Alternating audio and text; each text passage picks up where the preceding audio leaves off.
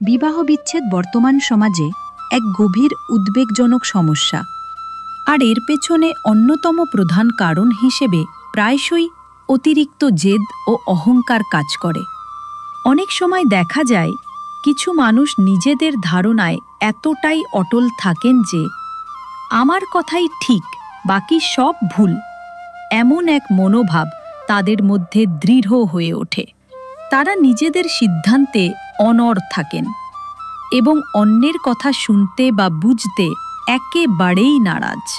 তাদের এই আচরণে অহংকার ও আত্মম্ভরিতা স্পষ্ট হয়ে ওঠে, যেখানে কেবল তাদের সিদ্ধান্তই চূড়ান্ত বলে মনে করা হয়। এই অনমনীয় জেদ এবং অহংকারী মনোভাব ধীরে ধীরে একটি সম্পর্কের ভিত্তি দুর্বল করে দেয়।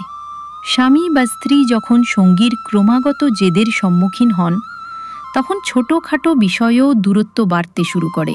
খাওয়া দাওয়া, কোথাও ঘুরতে যাওয়া বা আত্মীয় স্বজনের সাথে দেখা করার মতো সাধারণ বিষয়গুলোতেও কেবল একজনের ইচ্ছাই প্রাধান্য পায়। সঙ্গীর অনুভূতি ও মতামতের কোনো মূল্য থাকে না।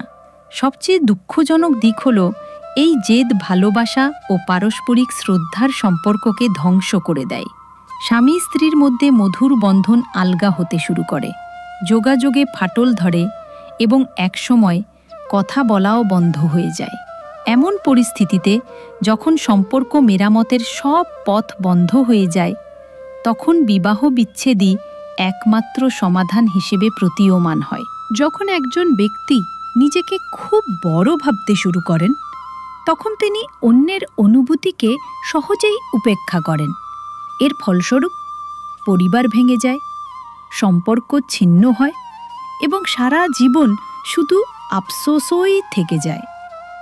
যদি আপনিও বিশ্বাস করেন যে জেদ ও অহংকার একটি সুন্দর সম্পর্ককে নষ্ট করে দেয়, তবে এই বার্তাটি লাইক করুন এবং শেয়ার করুন।